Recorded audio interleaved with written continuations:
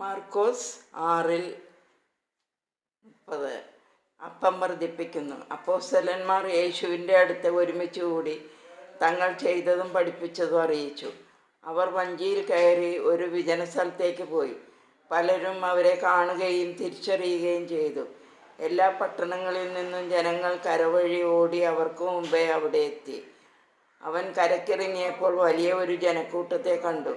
അവരോട് അവന് അനുകമ്പ തോന്നി, കാരണം അവർ ഇടയനില്ലാത്ത ആട്ടിൻപറ്റം പോലെ ആയിരുന്നു. അവൻ അവരെ പല കാര്യങ്ങളും പഠിപ്പിക്കാൻ തുടങ്ങി.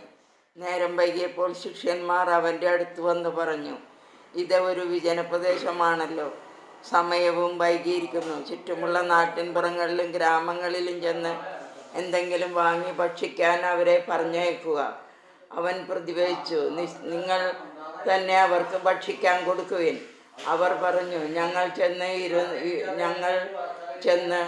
200 ദനാറിന് അപ്പം വാങ്ങിക്കൊണ്ടുവന്ന് അവർക്ക് ഭക്ഷിക്കാൻ കൊടുക്കട്ടെയോ?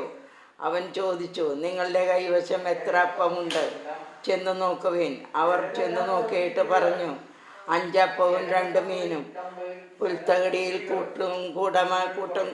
കൂട്ടമായി ഇരിക്കാൻ അവൻ ജനങ്ങൾക്ക് നിർദ്ദേശം നൽകി.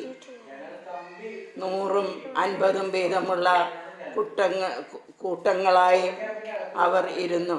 അവൻ 5 അപ്പവും 2 മീനും എടുത്ത് സ്വർഗത്തിലേക്ക് നോക്കി കൃതജ്ഞതാസ്തോത്രം ചെയ്ത് അപ്പം മുറിച്ചതിന് ശേഷം ജനങ്ങൾക്ക് വിളമ്പാൻ ശിഷ്യന്മാരെ ഏൽപ്പിച്ചു. ആ 2 മീനും അവൻ എല്ലാവർക്കുമായി വിഭജിച്ചു. അവരെല്ലാവരും ഭക്ഷിച്ച് തൃപ്തരായി. ബാക്കി വന്ന അപ്പക്കഷ്ണങ്ങളും മീനും 12 കുട്ടം നിറയെ അവർ ശേഖരിച്ചു. അപ്പം ഭക്ഷിച്ചവർ 5000 പുരുഷന്മാരായിരുന്നു.